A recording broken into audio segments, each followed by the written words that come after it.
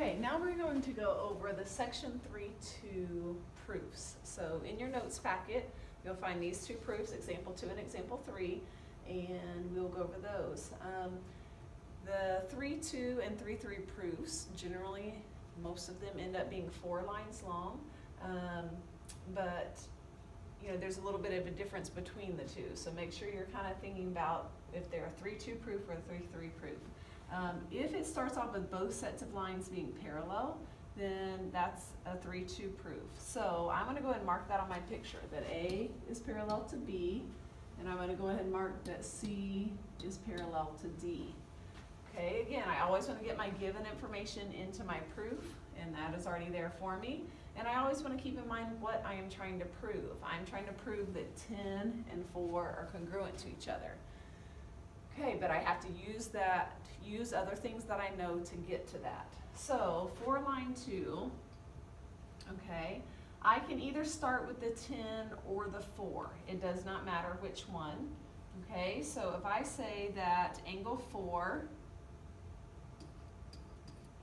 is congruent to, I need to say something else that I know for sure that it is congruent to. So if I look at this picture, I can see that angle 4, if these two lines are parallel, must be congruent to angle 12, okay, because they are corresponding angles. So I can say angle 4 is congruent to angle 12, and my reason is that if lines are parallel,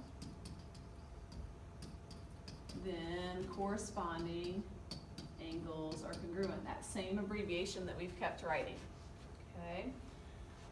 Now the next thing that I can do is I can say, well, if I said 4 and 12 are congruent, now I can say that angle 12 and angle 10 must be congruent to each other because they're corresponding angles.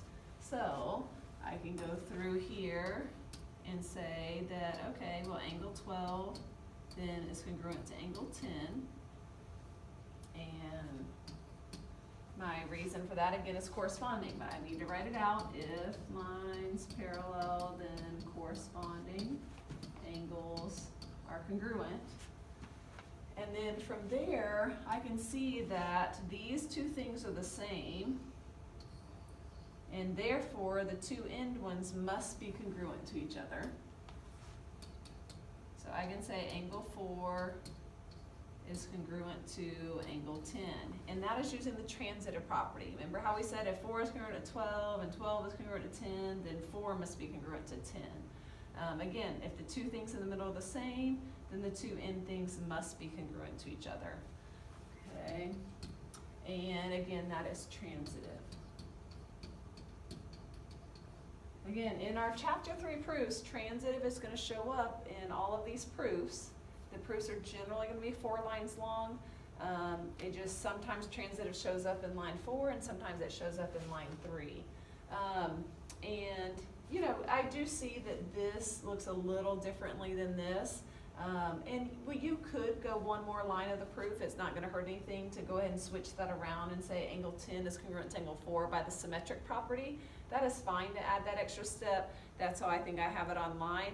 But I just want you to know that when we're doing these proofs, that is not necessary to do. It's fine to stop here, 4 and 10 being congruent. It's the same thing as 10 and 4. These proofs are just a little trickier for people, and so again, it helps most people just to kind of think of these as these 4-line proofs, and also realizing that there's some variation in these proofs. There's not just one right answer. I chose to start with 4.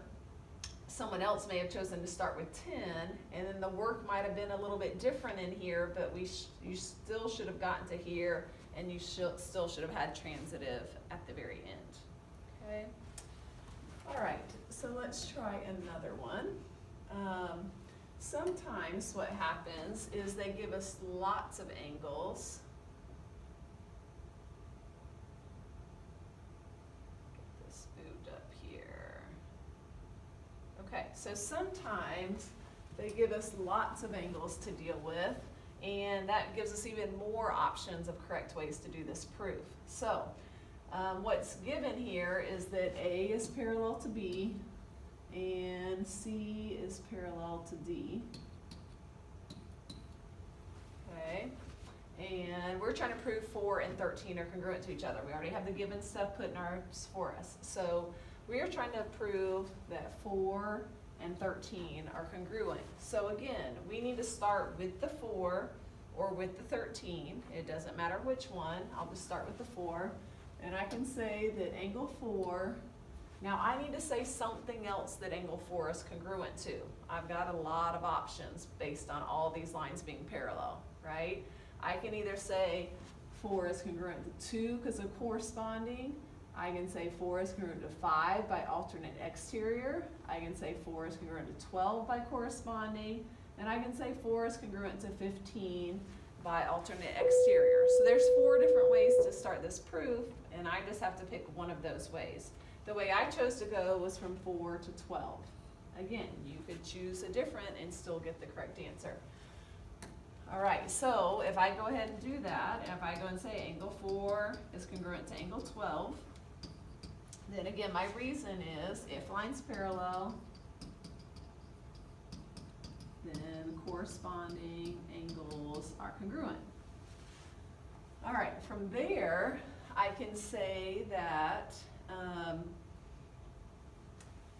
I need to go, I went 4 to 12, and now I need to go from 12 to this other angle in the problem, which is 13. So they should be congruent, and they are. It's just this time they are alternate exterior angles.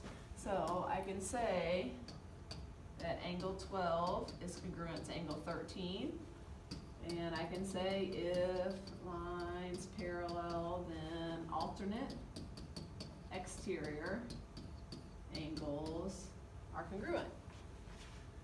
Okay, again, if we think about what we did last time, we had angle 12 and angle 12 being the same, and therefore these two must be congruent to each other, which is what I was trying to prove. So I can go ahead and say angle 4 is congruent to angle 13. Okay, and over here is transitive. Remember we said transitive property says if the two are the same, then the other two must be congruent to each other. Again, they don't necessarily have to be right in the middle, but again, if you could switch it around to where they were, then that's going to be transitive. Okay? And again, let me know if you have any questions.